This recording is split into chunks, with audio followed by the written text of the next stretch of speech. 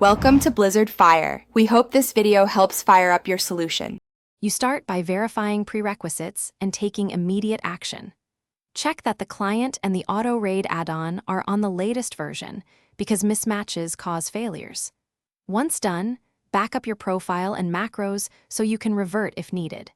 Make sure you have the right permissions enabled inside the game or tool, otherwise the automation won't execute. This prevents wasted troubleshooting later and gives you a safe rollback point if the configuration changes break the RAID flow.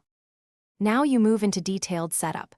Map each ability to its correct hotkey and precise target condition, because automation depends on exact inputs.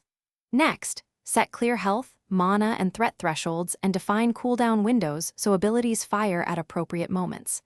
Once configured, run tests in a training area or dummy encounter. Observe timing and adjust delays to match server latency. Make incremental changes and retest after each tweak so you can isolate what fixed or broke a behavior. To finish, conduct a full dry run with your group and watch how the auto raid behaves under real conditions. This exposes race conditions and edge cases. Monitor logs and network latency live and pay attention to miscast and cooldown errors so you can fine-tune timing.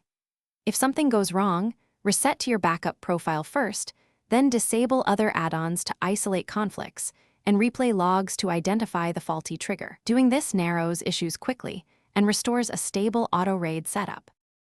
Thanks for watching. If you found this helpful, don't forget to like and subscribe.